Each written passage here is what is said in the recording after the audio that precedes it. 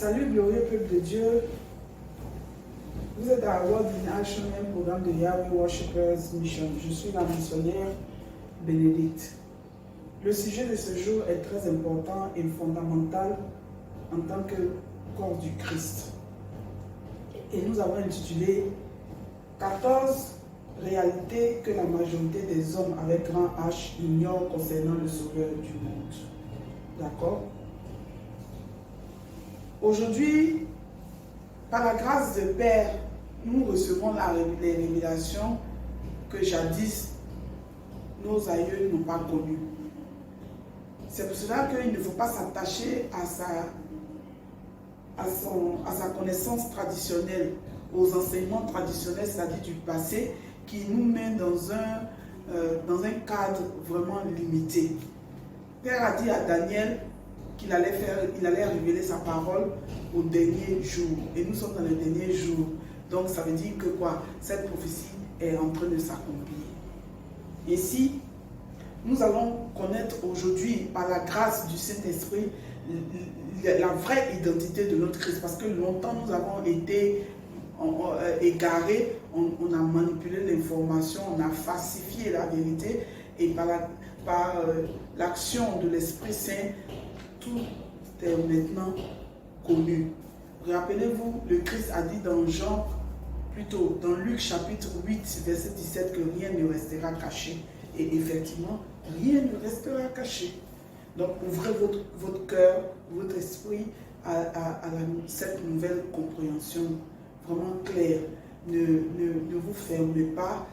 De la même manière, vous avez adopté la technologie, vous avez accepté le modernisme que nos aïeux n'ont pas connu parce qu'ils voyageaient en marchant, ils n'avaient pas de cellulaire, ils n'avaient pas de voiture, ils ne montaient pas dans les avions et tout. Aujourd'hui, nous bénéficions de tout cela. Mais voilà, devant un écran, je suis en train de parler dans une fraction de seconde, tout le monde entier me verra, aura l'information. N'est-ce pas merveilleux, l'évolution de la technologie? C'est de la même façon que nous devons aussi également accepter la parole de Père qui est en train de se faire connaître. D'accord?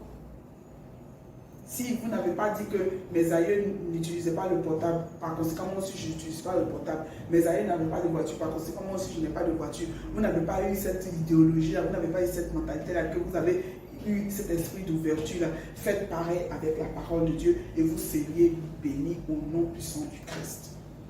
Ceci étant, nous parlons, la première réalité, c'est que, comment on appelle ça? Le Christ est un serviteur fidèle de Père. Le Sauveur du monde est un serviteur fidèle. Vous avez Psaume chapitre 40, versets 6 à 7 qui parle de... lui-même il dit, tu n'as pas voulu de sacrifice. Il s'adressait à Père en disant que tu n'as pas voulu de sacrifice, tu ne veux plus, c'est pour ça que tu m'as donné un corps. Donc ça veut dire qu'avant il n'avait pas ce corps-là. Avant il était purement esprit. Et il s'est fait servir. Père l'a fait serviteur. Okay? Vous avez Ésaïe chapitre 42, verset 1 qui se réfère à lui, à Père en tant que mon serviteur. Vous avez également le même livre d'Ésaïe 61, verset 1 à 2, où le Christ disait que je suis venu pour proclamer ta parole. La bonne nouvelle, en tant que serviteur. Vous avez également Matthieu chapitre 12, verset 18 à 21. Actes des apôtres, chapitre 3, verset 13 et 4, verset 30. Vous avez également le même livre, chapitre 17, verset 31. Élément numéro 2, il est leader de l'armée céleste. Révélation chapitre 19, verset 11 à 14 et Matthieu chapitre 13, verset 41 à 43. Numéro 3, il est le plus grand guerrier de tout le temps. Révélation chapitre 19 verset 11 à 13 et même Révélation chapitre 19 verset 15 à 16. Numéro 4, il s'est porté volontaire pour descendre sur terre. Vous vous rappelez, il dit, tu m'as donné un corps pour descendre sur terre et se sacrifier pour nous sauver, pour nous racheter des mains des ténèbres. Vous comprenez? Il dit, je me suis donné volontairement. Jean chapitre 10, verset 17 à 18. Hébreux chapitre 10, verset 5. Jean chapitre 12, verset 32 et également le même Psaume 40, verset 6 et 7. Okay? Réalité numéro 5, c'est qu'il a été fait fils de Dieu. Oui, ce qui prouve qu'il n'est pas Dieu. Il n'est pas du tout Dieu. Nous avons un seul Dieu. Nous sommes une religion. La chrétienté est une religion monothéiste. Ce n'est pas polythéiste. Vous avez compris? On n'adore pas plusieurs dieux, on a un seul Dieu. Donc, ce n'est pas possible, cette histoire de Trinité qui parle de Dieu le Père et Dieu le Fils. Non, non, non, non, non. C'est plutôt une complémentarité. Lorsqu'il a parlé de ça dans Matthieu chapitre 28, verset 19, baptisez-les au nom du corps, au nom du Père, du Fils et du Saint-Esprit. Et l'Esprit est l'Esprit de Père. L'Esprit est l'Esprit de Père. C'est pour ça qu'il a parlé de ça dans Jean chapitre 16. Ok? Jean chapitre 13 plutôt. L'Esprit est l'Esprit de Père. Donc il y a le Père, Dieu le Père et le Fils, notre Seigneur Christ. Il n'est pas Dieu. Et je vais vous prouver, parce que quelqu'un me disait que bon, s'il n'est pas Dieu, qui il est? Et quand est-ce que cette histoire de Père et Fils a commencé? Justement, Psaume chapitre 2, verset 7 parle de décret. Père Yahweh a pris un décret pour faire de lui son fils. Dans quelle occasion, dans quel domaine parlons-nous de décret? Le décret est là pour pallier à une situation, pour résoudre un problème. Ça veut dire qu'il y a quelque chose qui n'allait pas, ou bien il y a quelque chose qui n'était pas, et à partir d'aujourd'hui, à travers le décret, cette chose-là existe, n'est-ce pas? Vous êtes d'accord avec moi, les hommes de loi? Les hommes de loi, vous savez de quoi je parle. Quand on prend un décret, c'est pour résoudre un problème, c'est pour pallier à une situation. Et Père a pris ce décret-là. Pourquoi? Parce que le Christ est descendu pour nous sauver.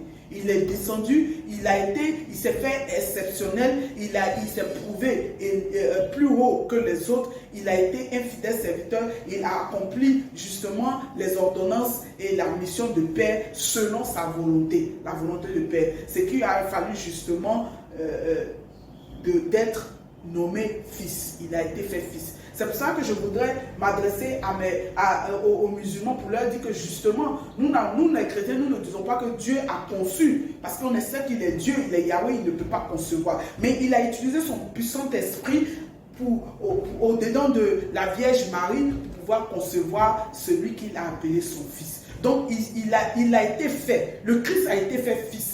Avant son existence précédente, où il dit, redonne-moi dans Jean chapitre 17, verset 5, redonne-moi la gloire que j'avais avec la fondation du monde, il n'était pas encore fait fils de Dieu, il était quelqu'un d'autre. Et maintenant, Père a pris un décret pour faire de lui son fils. Vous comprenez? Donc, c'est ça, à partir de ce décret-là, il y a eu un commencement. Il y a eu cette relation de père et de fils. C'est pour ça qu'il dit, à partir de maintenant, Dieu a pris un décret et il a dit, tu es mon fils et moi, je suis ton père. Vous avez vu? Il y a eu un décret. Donc, Dieu n'a pas conçu. Il n'est pas être humain pour concevoir, mais il a la puissance de prendre un décret. Comme nous, aujourd'hui, nous sommes les enfants de Dieu par adoption. C'est pour ça qu'il a dit dans Jean chapitre 1, verset 12 à 13, que tous ceux qui ont reçu le Christ, il a fait de quoi? Des enfants. Il leur a donné pouvoir et droit de devenir les enfants de Dieu. N'est-ce pas?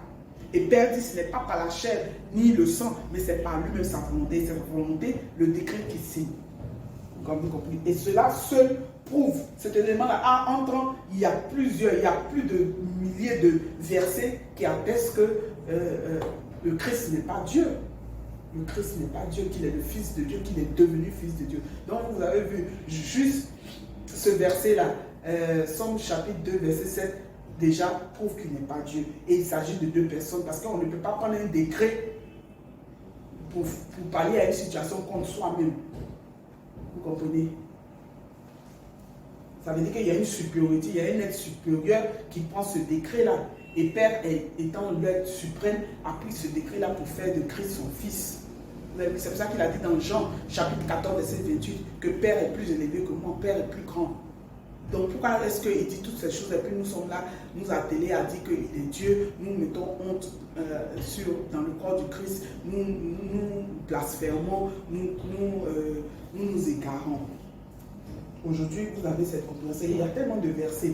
Cette compréhension de Jean chapitre 1, qui dit qu'au commencement était la parole et la parole est devenue Dieu, était Dieu et Dieu était avec nous. Il se réfère tout simplement au Christ, bien sûr, qui est la parole, parce que c'était sa qualification aussi. Il avait une autre identité, c'est-à-dire qu'il est la parole de Dieu, puisqu'il est le commencement de la créature.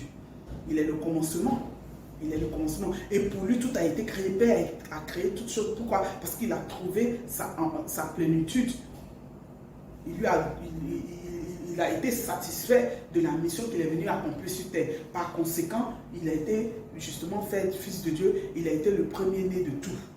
Vous comprenez? C'est pour ça qu'il dit, donnez-moi, Père, donne-moi la gloire que j'avais avant le commencement de ce monde. D'accord? Donc, à part ce verset-là, vous avez Hébreux chapitre 1, verset 6, etc. Vous avez compris. Parce que si l'apôtre Paul dit, d'aucuns se réfèrent à Ésaïe chapitre 9, verset 6, où on a parlé de Père éternel. Justement, puisqu'il faisait des choses exceptionnelles, et l'homme dans son ignorance, dans ses limites de compréhension, a déduit que ça c'est un Dieu. Il est le Dieu. Parce qu'il faisait des choses que personne ne pouvait faire. Puisqu'il était là, l'image, Paul a parlé de l'image visible du Dieu invisible. Cela ne veut pas dire que c'est Dieu qui est descendu, non. Il est l'image visible du Dieu invisible. Il est le représentant de Dieu. Comme toi, tu peux envoyer quelqu'un en tant que chef d'entreprise, envoyer quelqu'un te représenter. Et donc cette personne, n'est-ce pas ce que font les ambassadeurs?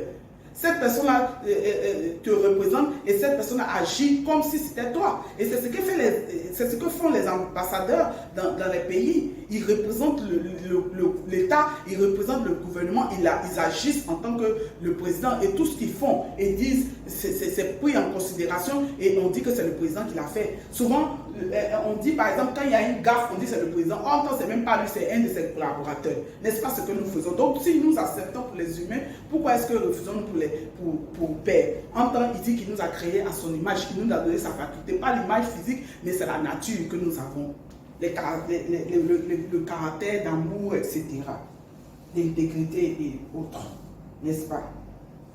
Vous avez compris. Donc, Paul disait justement dans 1 Corinthiens chapitre 8, verset 5 à 6, dit, s'il y a plusieurs dieux dans les cieux, en ce qui nous concerne, enfants de Dieu, chrétiens, nous savons que nous avons un seul Dieu, le créateur de toutes choses, à qui tout appartient, qui est Yahweh. Maintenant, s'il y a plusieurs seigneurs dans les cieux et sur la terre, en ce qui nous concerne, il y a un seul Seigneur, qui est le Fils de Dieu, le Christ, pour qui tout a été créé. Vous avez vu, il y a une différence. Il y a une différence. Donc, arrêtons de faire tous ces amalgames et d'apporter la confusion dans le corps du Christ. Élément numéro 6. Réalité numéro 6.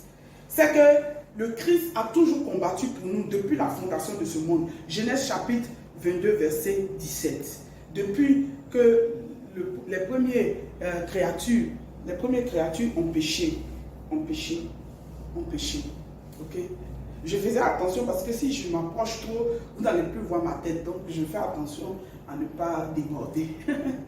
Donc, voilà un peu. Voilà un peu. Numéro 6, il a toujours combattu pour nous. D'accord? Numéro 7. Il y a une seule chose qu'il ne sait pas et qui prouve encore qu'il n'est pas Dieu. C'est-à-dire, le jour où lui, le Christ, il reviendra. Il dit personne ne sait, ni moi, ni les anges, seul le Père le sait. C'est un droit de réserve. Père s'est donné ce droit de réserve-là. Donc ça veut dire que si c'est seul le Père le sait, ça veut dire qu'évidemment, il n'est pas le Père. Parce que s'il était le Père, il était Dieu. Comment il se fait-il qu'il dit que personne ne sait, seul Dieu sait? Moi-même, là, le Fils, je ne sais pas.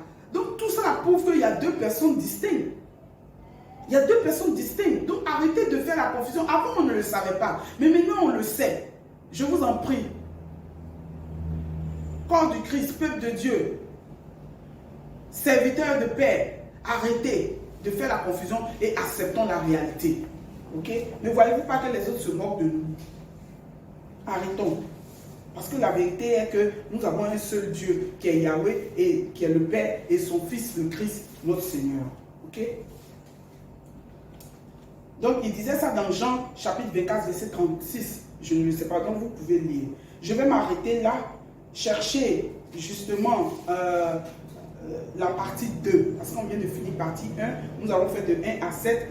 La prochaine fois, la vidéo suivante, nous allons faire partie de 14 réalités que la majorité des hommes ignorent concernant le Christ, le Sauveur du monde. Ok?